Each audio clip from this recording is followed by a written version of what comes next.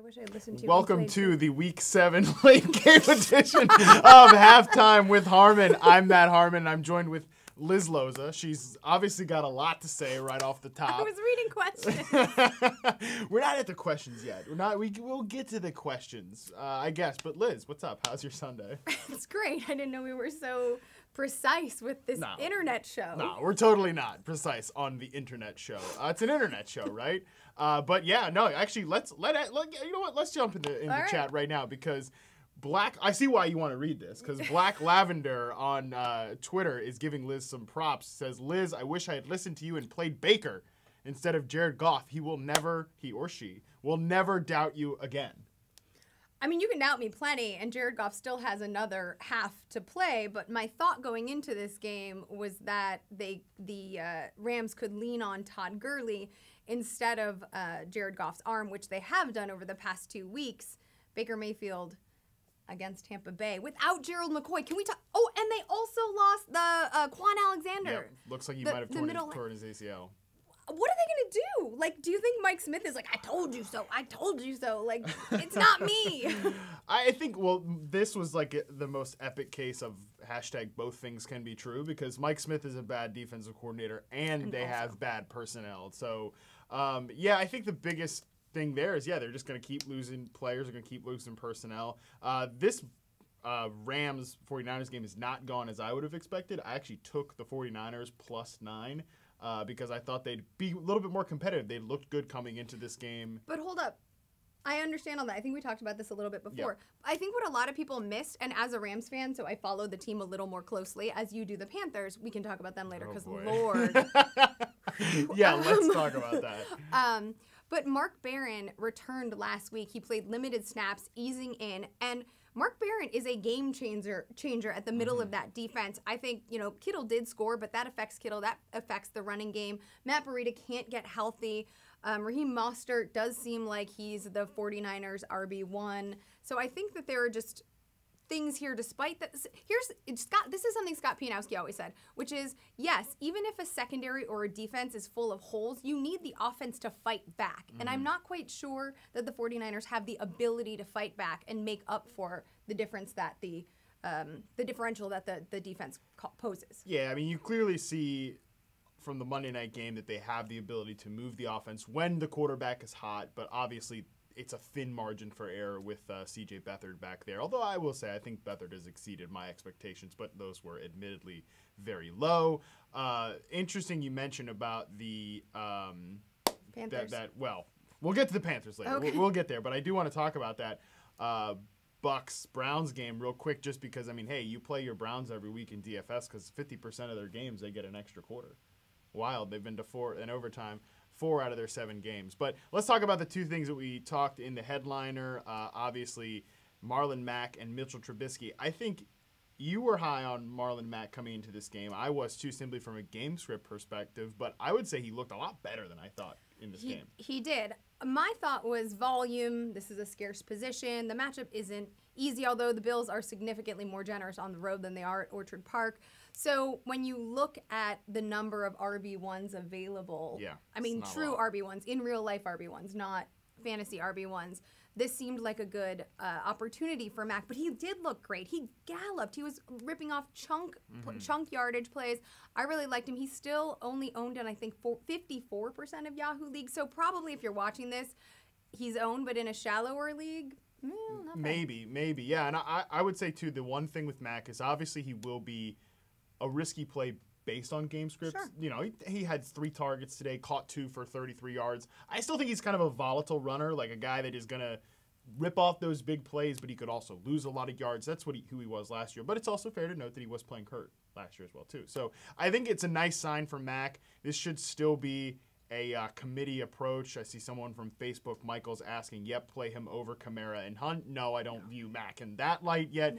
Hunt is actually kind of sneaky starting to trend back up in fantasy, especially He's been involved a lot more in the passing game. Obviously ripped off a big pass play against the Patriots, went over 100 yards. But it was funny to me. I was thinking about this as I was moving yesterday because I'm just a loser, and this is I think about fantasy all day. Wait. You're not a loser for moving. No. I'm a loser because as I'm like moving boxes and going between apartments, I'm like, Thinking about Kareem Hunt's passing game usage, I'm like, it's so funny in the first 3 games, everybody's like, oh, he's only got 1 target in all these games. Right. Like, this is just the way it's going to be now. And it's like, we know this guy is pretty decent in the passing game. And I feel like I overreacted to this too. I was like, oh man, he's just not going to be involved with the passing game. Do you think that was just a total overreaction? Do you think it was smart to react that way? Because my thought was like, Mahomes is a gunslinger. We know he wants to chuck the ball downfield. Was it just like 2 narratives collided at once? What do you think about that? I think over the past few weeks, we've seen Mahomes face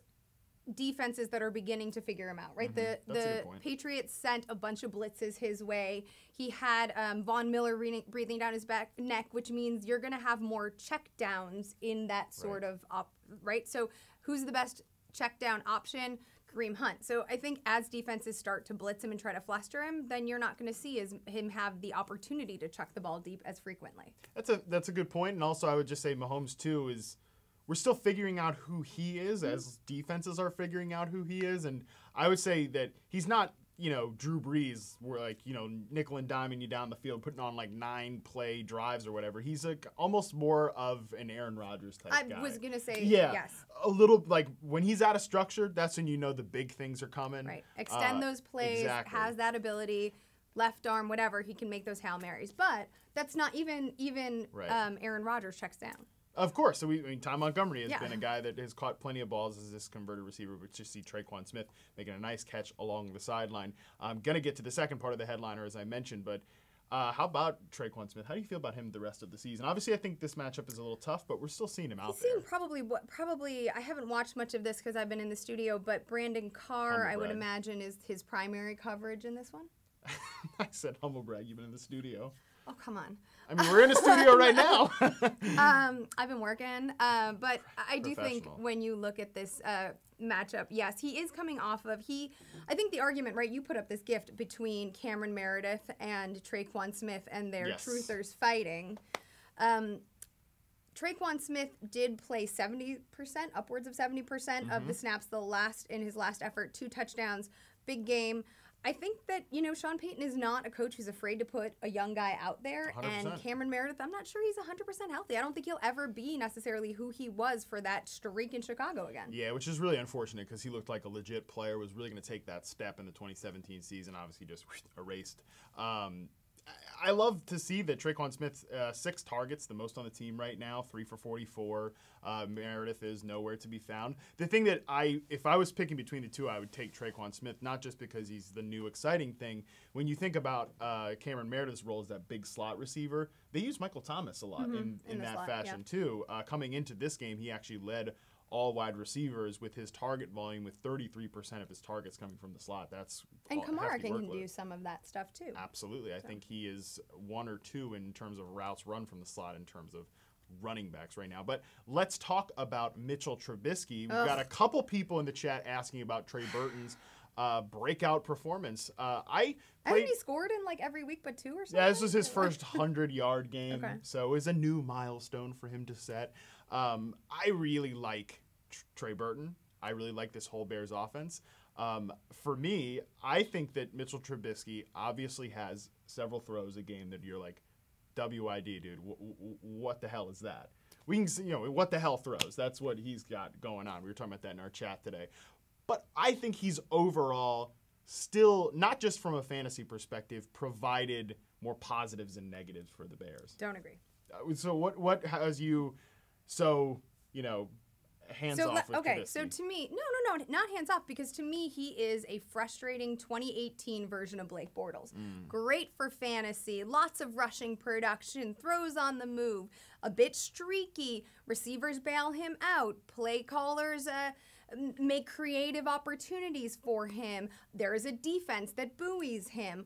All of these things are comparable. He converted 50% of his attempts today, 26 of 50 today. He is throwing errant throws. He is turning the ball over numerous times in the red area of the field. It's really ugly play for me to watch. I don't think his decision-making is good. I don't think his anticipation is fantastic. I don't think he has any I almost slipped there. I got real passionate. I don't think he has any flipping touch. Yeah. Look, I'm not going to argue that he's clearly a great quarterback right now. I think he's developing. I think he's gotten better from. I mean, he was not functional the first couple of games. They've also dropped the past 2 games. Again, from a fantasy very true. perspective. That's true. I would say the only thing he's not Blake Bortles is because these games are still competitive. He's still in them. Bortles often was making his hay in garbage time. I think it's just a small slight to say Blake Bortles, but I understand where you're coming from, and I think it's just right now I'm willing to lean on the fact that he's producing, that the offense is moving. They've been in these games against some pretty a good he's not team. getting benched like Blake Bortles. Oh, no. And Nagy believes in him. And, Pace did trade up to get him, so they're going to give him plenty of opportunities. And that's, he also got thrown in the fire much earlier than I think the team would have wanted, last year. A la John Fox? Yeah, right. But I don't think they wanted to play him last year at all. But, of course, instead of, like, Patrick Mahomes had Alex Smith to lean on, he had Mike Glennon. Right. Who, by the way, we might get Mike Glennon in our lives again here soon because Josh Rosen is getting an MRI or something. Mike Glennon's the backup there because he's number 3. They've benched. Yeah. Well, no, he's the number 2 because they've made. He started as the number 3. Right, and now they've made Sam Bradford inactive because they don't want to pay him. Yeah. Question from the chat off. None of these players. Sean from Facebook wants to know CJ Uzomah or Evan Ingram this week. Obviously, the Sunday Monday night game in a PPR format. Which one of those two would you prefer? On FFL, we discussed this. I would say Ingram, even though we don't know if he's 100% healthy because Atlanta has a giant hole in the middle of their defense, and I don't think that – I still think that Eli Manning – I know we're going to talk about Odell Beckham, but, he needs a security blanket. Sterling Shepard hasn't necessarily been that. Yes, Saquon's been that, but come on, you want to save the guy. He is just a rookie. So I would lean Ingram in this situation. Also, you've got John Ross back for the Bengals. You've got Joe Mixon, who can be a red zone threat via the air. And there just seem like many more viable mouths to feed in Cincinnati than in New York. I think that's a good point. Both these games have really high totals. Obviously, the Chiefs, as every week, their game has the highest total of the week, 57.5 points, 58 points in some outlets. I really like CJ Uzomah. I think I would go Uzomah here, and I'm going to chase the routes run and the air yards, both of which were top 5 last week among all tight ends, Uzomah's routes run and total air yards, and also took 65% of his snaps from the slot, and the Chiefs do allow, coming into this week, the most yards to the tight end position. I don't always like to chase tight end yards because it's very random as to who's matching up with these guys, but I think with the Chiefs defense, they have a lot of holes as well too. Doubling back to Marlon Mack, who we were talking about earlier, we had a question from Mike from Facebook. Who would you rather have between Marlon Mack or Nick Chubb rest of season? He could maybe keep both, but he has CMC as his running back 1, and we're going to talk Panthers next. So Mack or Chubb? I would, Chubb he got away with a touchdown. Wasn't like a stat killer today though.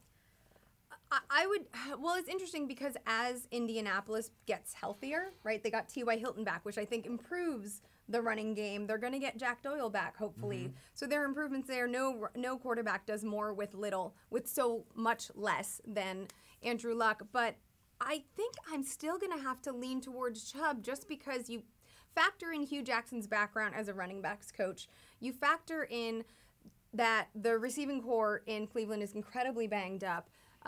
Antonio Callaway can't catch a ball, and I just feel like Baker Mayfield is a mobile quarterback. That opens up holes, and I just think that the volume will go more Chubb's way, and I don't think he's as game script dependent as Marlon Mack. Yeah, and Duke Johnson today, 5 touches. But I don't know how many more times I have to say this. When the Browns added Jarvis Landry, they told me exactly what they thought of Duke Johnson. It's just weird that they extended him too. That's the strange thing. People get hurt. There's very weird things happen in Cleveland too. I would agree with that.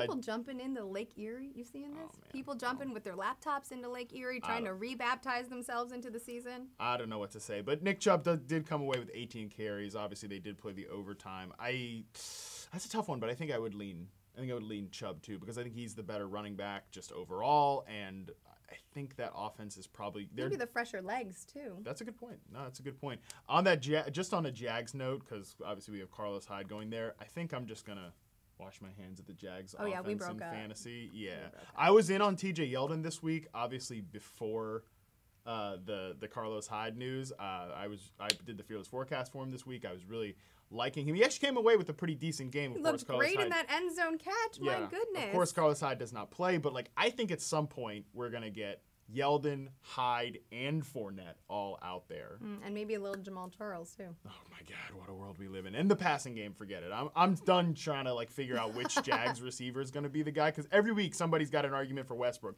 Every week somebody's got an argument for Keelan Cole, and it ends up being Dante Moncrief with, like, 15 targets and 70 yards, which is about what we got today. I want to hit on this. You mentioned Panthers. Before we get out of here, Liz, you spent some time watching the Carolina Panthers today. I spent a lot of time watching the Carolina Panthers. What were your takeaways? My takeaway is if they can't get Christian McCaffrey or the running game going, the whole thing falls into the toilet. And against the Philadelphia Eagles, which has a solid run defense, the whole thing's a mess. Like, Cam is so good when he's good and so bad when he's bad. He's so inaccurate. I like DJ Moore a lot this week, and then jokingly said on FFL, like, oh, that just means that Torrey Smith is going to get the love. And he had 4 for 61 in his revenge game on 6 targets. People love like the revenge game, but they hate. Yeah. I mean, they hate that people say. Obviously, it's a joke. He doesn't really need to get revenge on a team that he won a Super Bowl with. But he did make a big play to extend that game when he drove. Like, here's the thing with the Panthers. Both Ryan Khalil and Greg Olsen, who, like, outside of Cam Newton are their 2 offensive leaders, they both said after the game, like, yeah, we just feel like we're at our best when we're in no huddle. And Cam is just kind of making things happen. It's like, yeah, right? Carolina, play that way the whole game. Like, just don't try to run this slow, conservative offense trying to establish the run. Especially, I heard Ron Rivera this week say, like, I think Philly's run defense numbers are really good because, nobody's really trying to run it on them. And it's like, bro, that's the point. They're a good run defense. Don't try to bang your head into the wall. That's too often a Carolina Panthers thing. I do think if they open this offense up, it would be a lot of fun to watch. I mean, how many targets did CMC have? He had 6. Same with Smith. Both were second on the the team. Right, that's not right. Funches. Like, why aren't they feeding CMC? I don't know. Strangely, they have seemed to go away from him as like an early down passing option. And it's been more late in these wild comeback wins that they keep having that he ends up getting a lot of his passing volume. Overall, I think Cam Newton's had a really good year. He is streaky. He will always be streaky, as you mentioned. But, like, if you can't see that Cam Newton's playing well, considering the supporting staff he has, like, I don't know. And also, people, like, pick on Jalen Mills. Come on. Yeah, pick on that fool. I've thought that the way they've structured the offense around Cam has gotten better this year under North Turner, but like the sequential order of the play calling, the like strategic here, like what Sean McVay and Kyle Shanahan are so good at doing, and like here's where we're attacking and like the rhythm of everything. That's not there with the North Turner Carolina Panthers offense. I do think if they just, again, go more up-tempo, go no huddle, they're always one of the slowest teams in the league. And I can remember, we're going to really go down the lane of Panthers sadness if I don't cut this off soon. But, like, I remember years ago Ron Rivera said, like, I don't understand the whole, like, when Chip Kelly was coming up, like, the revolution of, like, fast-paced offenses and why everybody thinks pace is so good. Like, I don't understand why people think that. I'm like, man, we're going to be here in 2018, and he's still going to be one of the slowest-paced teams in the NFL. And sure enough, that's where we are. But, Liz, I think this was a lot of fun. We covered a lot. We went a little overtime just for you people, you wonderful people in the chat room, and people asking, where's Riverboat Ron? That's a myth. But we'll talk about that next time. And, Liz, we hope you come back again next Sunday or Sunday after that or the Sunday after that. Whatever we can get the great Liz Loza on the show. I mean, when I'm not in the studio, we'll see. Yeah, I mean, there's a lot of fame over here. But anyways, follow her on Twitter at LizLoza_FF. You can follow me at MattHarmon_BYB. And make sure you check out this show on Twitter at Yahoo Fantasy, Yahoo Sports Fantasy on Facebook, Twitch, Halftime with Harmon. Subscribe to the Yahoo Sports YouTube page where there's so much content. And also subscribe to the podcast that we will be recording in a couple of hours. Yahoo Sports Fantasy The podcast? Yahoo Sports Fantasy Podcast available on Apple Podcasts or wherever you listen to podcasts. What a professional. All right, that's it. We're out.